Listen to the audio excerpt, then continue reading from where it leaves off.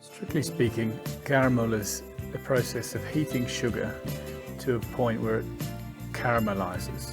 So we put the sugar straight into the pan, a clean dry pan with no water in it, and very gently heat it. This video is sped up, but we should be trying to do it very gradually and gently. Anywhere between 130 and 170 degrees, starting with a light caramel and going through to a dark caramel at 170.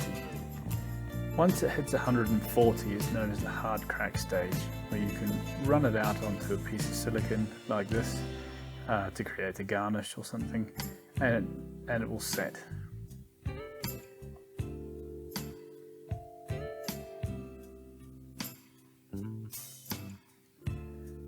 Caramel sauce, on the other hand, or a toffee sauce, is caramel. Starts off the same way with producing the caramel to 140 or 150. The further you take it, the more bitter it's going to be, or stronger it's going to be.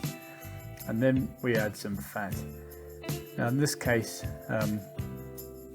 we're making a caramel sauce for a sticky toffee pudding. We warm the sugar very gently. Remember, this will take quite a while until all of the grains have dissolved and we've got a nice runny caramel. And at that point, we'll very, very gradually add in the cream.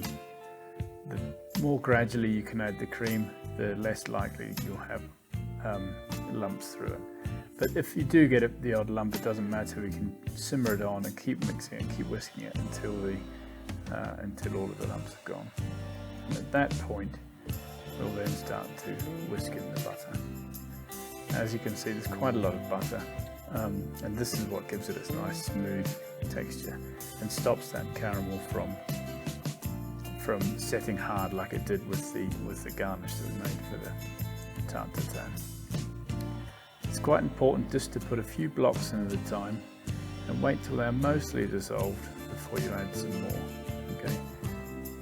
And keep whisking and whisking and whisking. It's really important to keep it moving, otherwise it just will curdle and it won't hold together nicely.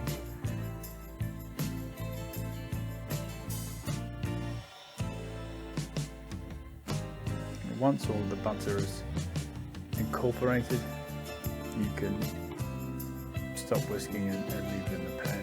It will set in the fridge, but it won't set quite like hard caramel or hard crack caramel.